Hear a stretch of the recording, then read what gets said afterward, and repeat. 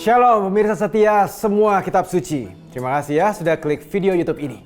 Kiranya kebenaran firman Tuhan yang disampaikan bisa menerangi kehidupan saudara dan memampukan saudara berbagi kebenaran ini kepada kerabat, sahabat, dan komunitas saudara. Jangan lupa ya, berkat Tuhan jangan sampai disimpan sendiri. Ayo klik tombol subscribe dan like, dan share video ini sebanyak-banyaknya ke orang yang kamu kenal. Tuhan Yesus memberkati.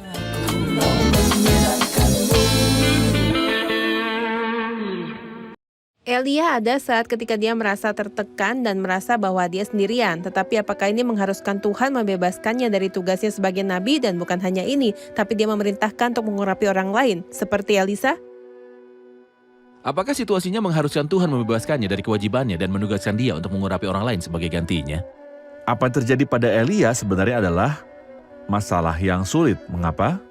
Pertama, mementingkan diri sendiri, dan ini adalah salah satu masalah yang paling serius yang dapat menghentikan misi seorang hamba dan dapat menghambat sepenuhnya.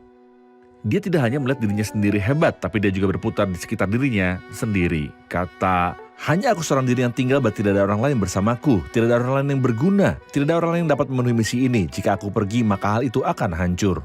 Secara sederhana, kata-kata ini sangat serius dan ini selalu menuntun, selalu mementingkan diri sendiri mengarah pada keputusasaan. Hal kedua, Eli dalam kisah ini melakukan kebalikan dari apa yang selalu dia lakukan. Elia adalah orang yang paling banyak berdoa bagi orang-orang dan seperti yang disebutkan di episode sebelumnya, dia berdoa untuk mereka agar langit menutup berkat bagi mereka dan dia berdoa untuk mereka agar langit dibuka. Tapi di sini kita baca Roma 11 bahwa jenis doa ini sangat aneh dan sangat berbeda. Roma 11 ayat 2 mengatakan pertama bahwa Tuhan tidak menolak umatnya. Tuhan belum. Dia menautkannya kepada paragraf bahwa Tuhan tidak menolak, umat Tuhan selalu berharga bagi Tuhan. Berharga bagi Tuhan karena Tuhan memiliki kasih bahkan jika orang-orang lelah. Akibatnya ayat 2, Allah tidak menolak umatnya yang dipilihnya. Apakah kamu tidak tahu apa yang dikatakan kitab suci tentang Elia? Apakah yang Alkitab katakan tentang Elia? Dia mengulangi ayat yang sama ini. Waktu ia mengadukan Israel kepada Allah. Tapi apa yang ia katakan saat mengadu? Tuhan, nabi-nabimu telah mereka bunuh, mesbah-mesbahmu telah mereka runtuhkan, hanya aku seorang dirilah yang masih hidup dan mereka ingin mencabut nyawaku. Seolah-olah Alkitab mengatakan bahwa doa ini adalah pembelaan. Lihat, mereka adalah pembunuh.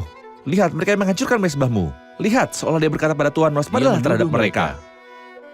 Mereka pantas mendapatkan penghakiman. Pikiran ini Tuhan tidak suka. Dia menganggapnya sebagai pembelaan. Orang yang melayani harus memiliki penghargaan Tuhan terhadap umatnya dan pandangan Tuhan kepada umatnya. Ketika hal ini berubah pada Elia dan hal itu berubah total. Dan seperti yang kita dengar, dia mengulanginya lebih daripada sekali. Dan ketika Tuhan bertanya lagi, seolah Tuhan tidak menyukai jawaban yang pertama. Dia menunggu lalu bertanya lagi, dia memberi jawaban yang sama. Apa yang akan Tuhan lakukan dalam kasus ini? Apakah dia punya solusi atau tidak? Kamu sendirian? Dan semua yang lain, apakah Anda tidak tahu tentang mereka? Saya beritahu Anda 7.000 lutut. Tapi Anda tidak memperhatikan mereka. Tapi Anda tidak memperhatikan mereka. Tidak, saya akan beritahu Anda sesuatu yang lain. Saya akan menunjukkan kepada Anda bahwa saya dapat menunjuk orang yang akan melanjutkan pelayanan. Bahkan setelah Anda pergi, pelayanan akan terus berlanjut. Pelayanan akan terus, saya akan menunjukkan orang-orang yang akan berurusan dengan orang-orang. Dan saya akan menunjuk seseorang yang akan melanjutkan pelayanan yang Anda mulai dan Tuhan menyuruhnya pergi dan mengurapi 3 orang di antara mereka. Elisa yang akan melanjutkan pelayanan Elia. Misi Elia belum berakhir karena Elia melayani setelah ini. Benar. Tetapi dia akan melanjutkan pelayanan Elia. Benar. Saudara Amin, masih ada setengah menit. Saya ingin Anda memberi kami gagasan gambaran umum tentang pasal 20. Setidaknya subjek utama pasal 20. Di pasal yang ke-20, kita menemukan bahwa Tuhan menyatakan dirinya kepada umatnya Israel meskipun Ahab jahat dan orang-orang masih hidup dalam kejahatan. Tapi Tuhan mengungkapkan dirinya kepada orang-orang. Ben-Hadad Raja Syria datang untuk memerangi orang Israel dan meminta untuk mengambil semuanya dari Ahab. Tapi seorang nabi datang mendekati Ahab dan berkata, "Sudahkah kau lihat semua orang yang ramai itu? Aku akan menyerahkan mereka supaya engkau tahu bahwa akulah Tuhan." Jadi di pasal sebelumnya, Tuhan menyatakan dirinya dengan api yang jatuh dan memakan korban bakaran itu. Dalam pasal ini Tuhan menyatakan dirinya dan Ahab mengalahkan kerajaan Syria. Setelah itu Raja Syria datang dan berkata, Allah mereka ialah Allah gunung, itulah sebabnya mereka lebih kuat daripada kita. Tetapi apabila kita berperang melawan mereka di tanah rata, pastilah kita lebih kuat daripada mereka. Hamba Allah pergi kepada Raja Israel. dan berkata, oleh karena orang Aram itu telah berkata Tuhan ialah Allah gunung dan bukan Allah dari dataran, akan kuserahkan seluruh tentara yang besar itu ke dalam tanganmu supaya kamu tahu bahwa akulah Tuhan. Memang mereka memasuki pertempuran meskipun mereka sedikit, tentara Syria sangat besar. Israel adalah sejumlah kecil seperti 2 kawanan kambing kecil.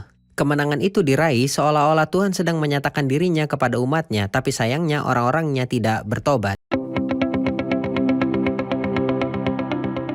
Sahabat Pijar TV, Shalom, apa kabar? Terima kasih sudah menjadi sahabat dan menjadi pemirsa setia program-program Pijar TV. Kami sungguh rindu agar saudara bukan saja diberkati dengan menyaksikan program-program ini, tapi juga dapat berinteraksi dengan kami untuk berdiskusi dan bahkan didoakan melalui WhatsApp dan telepon yang tertera di layar kaca ini.